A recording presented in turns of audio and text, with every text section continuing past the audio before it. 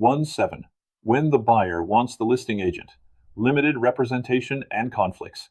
Saturday evening, Sarah is cleaning up after dinner when her phone buzzes. It's David, the unrepresented buyer from the open house. His message is short. I want the house. Since I don't have an agent, can you just represent me too and write the offer? Sarah reads the message twice. From a business perspective, some agents might immediately think, great, I can handle both sides. But Sarah's first thought should be very different. What happens to my duties if I represent people whose interests may directly conflict? Remember where we are in this transaction. Sarah already represents Mike and Jennifer Reynolds. She has spent weeks learning about their property, finances, motivation, negotiating strategy, and goals. Mike has even told Sarah privately that although he wants $625,000, he might consider something around $605,000 if they need to make the deal happen. David has also revealed something important. During the open house, he told Sarah that he's approved up to $650,000, but specifically said he does not want the sellers knowing that. Now imagine Sarah represents David too. She knows the seller might accept $605,000. She knows the buyer may have the ability to go substantially higher. Welcome to the practical problem of representing competing interests.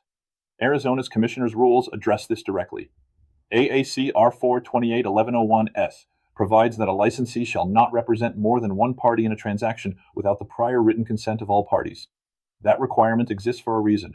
Clients should understand the conflict before agreeing to an arrangement in which the same licensee or brokerage may be involved with competing sides of the transaction. This isn't something Sarah should casually explain by saying, "Don't worry, I can represent everybody." She needs to explain the relationship accurately, follow her brokerage's procedures, use the appropriate documentation, and involve her designated broker when necessary. Let's look at what makes this difficult in real life. Suppose David asks Sarah, "What's the lowest price Mike will take?" Sarah knows something about that. Can she simply say, "He told me $605,000"? Not without considering her confidentiality obligations and the terms of the agency relationship. Now Mike calls Sarah and asks, "How high can David go?" Sarah also knows something about that. Can she respond, "He told me he's approved up to $650,000, so let's counter him there"? Again, that's exactly the kind of confidential information that creates the conflict. This is why limited representation isn't simply a form that everybody signs so the agent can continue behaving exactly as before. The conflict is real. Think about ordinary single agency negotiation. If Sarah represents only the Reynolds, she can focus her advocacy on protecting and promoting the seller's interests within the law. If another agent represents David, that agent can focus on David's interests. When Sarah attempts to represent both sides, there are things she may no longer be able to do for one client without harming the other. That's why I give agents this broker tip. Before you represent both sides, ask yourself what you will no longer be able to say to either side. That usually makes the issue much clearer. David asks Sarah, "But you're the listing agent. Don't you know more about the house than another agent would?" Sarah certainly knows the listing. She can communicate property information accurately. But knowing the property does not eliminate the conflict between buyer and seller. There's also an important distinction between confidential negotiating information and property disclosure. Suppose David asks whether the property previously had a roof leak. Sarah can't hide known material property information simply because she's now trying to protect the sellers.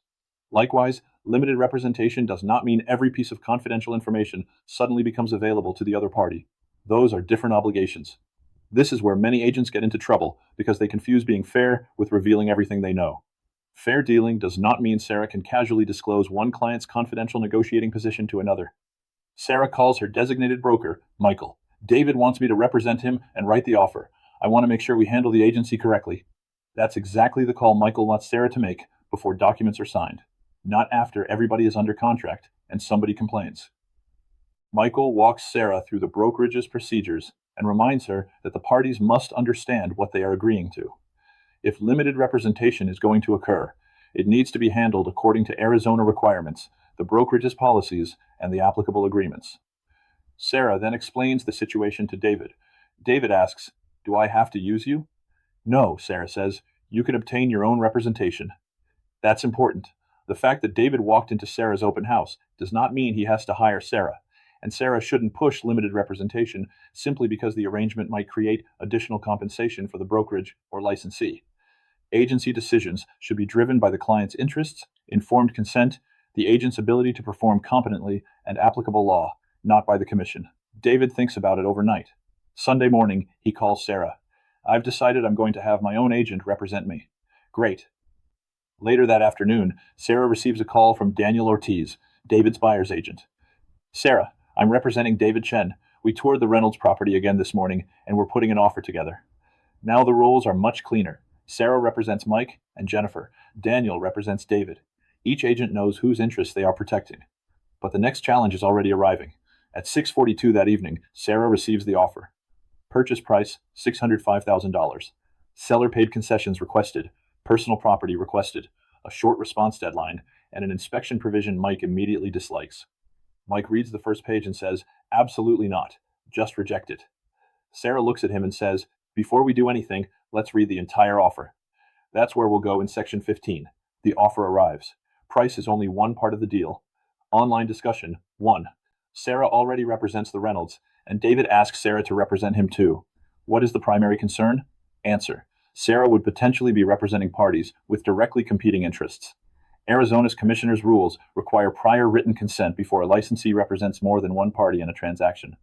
Sarah should clearly explain the relationship, follow brokerage procedures, use appropriate documentation, and make sure the parties understand the limitations and conflicts before proceeding.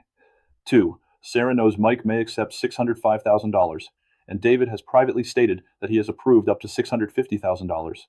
Why is this information significant if Sarah represents both parties? Answer. The information illustrates the practical conflict created by limited representation.